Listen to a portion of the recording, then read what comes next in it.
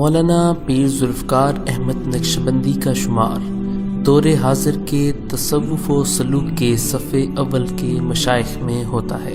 مولانا پیر Zulfiqar Ahmad Naqshbandi 1 April 1953 کو جھنگ کے کھل خاندان میں پیدا ہوئے۔ آپ کے والد کا نام جناب اللہ دتا تھا جو حافظ قرآن تھے۔ آپ کی تربیت میں آپ کے بڑے بھائی ماسٹر احمد علی کا اہم کردار ہے۔ آپ نے 1967 میں میٹرک جبکہ 1971 میں پنجاب یونیورسٹی سے بی ایس کیا، 1976 میں الیکٹریکل انجینئرنگ میں بی ایس کیا اور لمز یونیورسٹی سے 1951 میں ہیومن ریسورس مینجمنٹ کورس مکمل کیا۔ غیر نصابی سرگرمیوں میں آپ اسکول میں اسکواٹ، جمناسٹک، کرکٹ، فٹ بال اور تیراکی کے ماہر رہے۔ عصری تعلیم کے ساتھ ساتھ اب دینی تعلیم سے بھی مالا مال ہیں۔ آپ حافظ قرآن بھی ہیں جبکہ دورہ حدیث کی اعزازی ڈگری جامعہ رحمانیہ جہانیہ منڈی اور جامعہ قاسم العلوم ملتان سے حاصل کی۔ یونیورسٹی سے انجینئرنگ کی تعلیم مکمل کرنے کے بعد آپ پاکستان کے ایک مشہور صنعتی ادارے میں انجینئر کے عہدے پر فائز ہوئے اور وقت کے ساتھ ساتھ ترقی کی منازل طے کرتے ہوئے جنرل مینیجر بنے۔ 40 سال کی عمر میں اسی پوزیشن سے استعفیٰ دے کر اپنی زندگی کو دین کی تجدید اور اشاعت کی خاطر وقف کر دیا۔ 1983 میں آپ کو حضرت خواجہ غلام حبیب رحمۃ اللہ علیہ کی جانب سے خلافت ملی۔ آپ کی شادی حضرت خواجہ محمد عبد المالک صدیقی رحمۃ اللہ علیہ کی صاحبزادی سے ہوئی، جن سے آپ کے 2 صاحبزادے ہیں، جن میں مولانا پیر حبیب اللہ نقشبندی اور مولانا پیر سیف اللہ نقشبندی شامل ہیں۔ آپ کی آواز میں قدرتی طور پر حلاوت پائی جاتی ہے۔ آپ ناصحانہ اور مشفقانہ انداز میں بات کرتے ہیں۔ آپ کا انداز بیاں شیریں، پرکشش، پر اثر اور موقع محل کے مطابق ہوتا ہے۔ آپ کے بیانات نصیحت بشکل وصیحت ہوا کرتے ہیں جو اصلاح و تربیت پر مشتمل ہوتے ہیں۔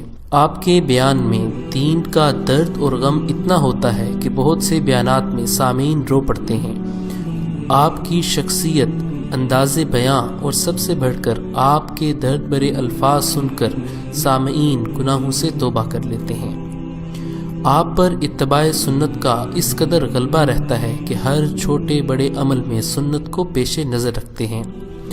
آپ کی جاذب نظر شخصیت کو ذکر اللہ کے انوارات نے گویا کوثر و تسنیم سے دھو دیا ہے۔ آپ اب تک تقریباً 70 ممالک میں دین کی دعوت کا پیغام لے کر جا چکے ہیں، جس کی وجہ سے کئی لوگوں نے کلمہ پڑھا اور لاکھوں لوگوں کو سچی توبہ تائب ہونے کی توفیق نصیب ہوئی۔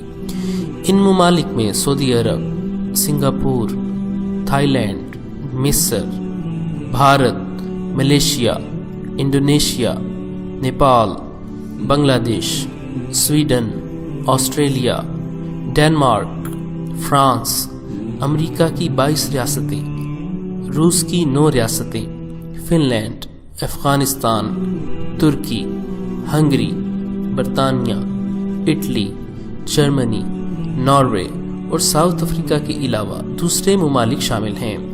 آپ اردو کے علاوہ عربی اور انگریزی میں بھی بیانات کرتے ہیں۔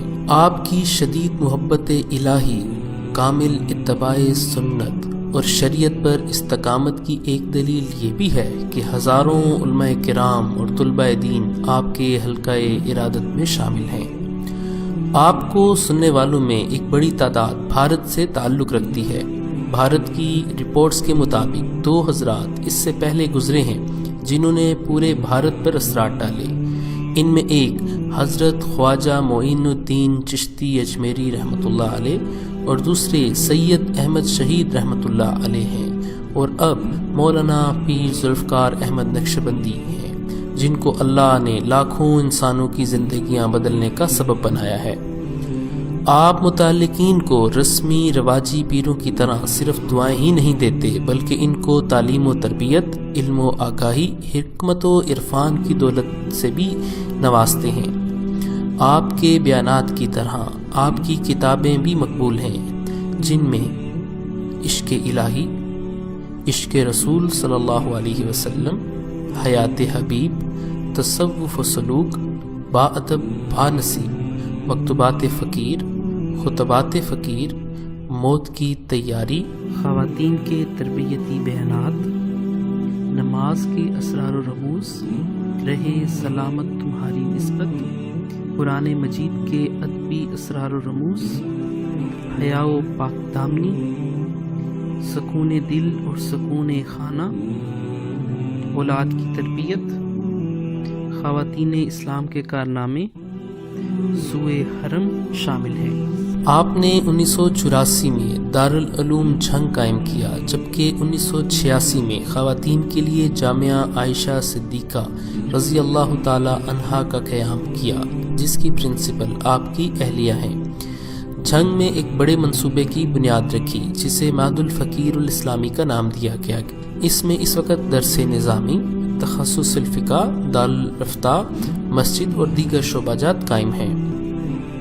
مکتبۃ الفقیر کے نام سے 1999 میں کتب کی اشاعت کا ادارہ قائم کیا، جس کے سیل سینٹر مختلف ممالک اور شہروں میں موجود ہیں، جس سے لاکھوں کتابوں کی اشاعت ہو چکی ہے۔